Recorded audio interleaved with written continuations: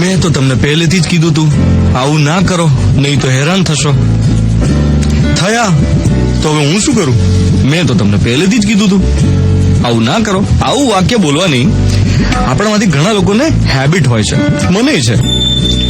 આ વાક્ય બોલવાથી આપણો ઈગો થોડો સેટિસ્ફાય થતો હોય છે કે ચલો મેં તો કીધું તું, તમે ના માન્યા. પણ આની અસર બહુ પોઝિટિવ નથી.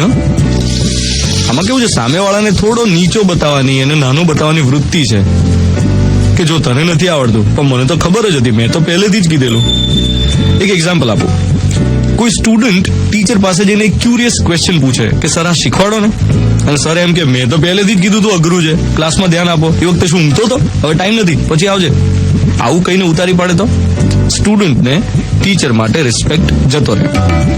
તમે કોઈ ડોક્ટર પાસે જાઓ રિપોર્ટ લઈને, ને ડોક્ટર એમ કે જો મેં તો પહેલેથી જ કીધું તું, તમને કોમ્પ્લિકેશન્સ છે, કોલેસ્ટ્રોલ હશે, B12 ડેફિશિયન્સી હશે, અને જો હવે આવ્યું ને રિપોર્ટમાં, આ મારું પહેલા માનો નહીં તો થાવ હેરાન, બીજું શું.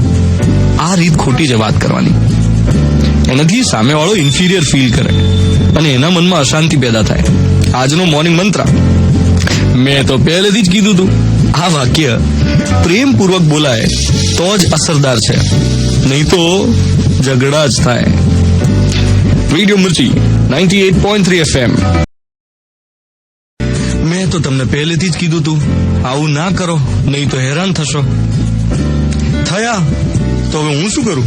મેં તો તમને પહેલેથી જ કીધું તું, આવું ના કરો. આવું વાક્ય બોલવાની આપણામાંથી ઘણા લોકોને હેબિટ હોય છે, મને છે.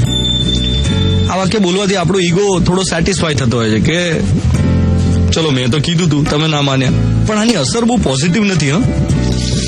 આમાં કેવું છે, સામેવાળાને થોડો નીચો બતાવવાની અને નાનો બતાવવાની વૃત્તિ છે કે જો તને નથી આવડતું, પણ મને તો ખબર જ હતી, મેં તો પહેલેથી જ કીધેલું. એક એક્ઝામ્પલ આપું. કોઈ સ્ટુડન્ટ ટીચર પાસે જઈને એક ક્યુરિયસ ક્વેશ્ચન પૂછે કે સર આ શીખવાડો ને, અને સર એમ કે મેં તો પહેલેથી જ કીધું તું અઘરું છે, ક્લાસમાં ધ્યાન આપો. એ વખતે શું ઊંઘતો હતો? હવે ટાઈમ નથી, પછી આવજે. આવું કહીને ઉતારી પાડે તો સ્ટુડન્ટને ટીચર માટે રિસ્પેક્ટ જતો રહે.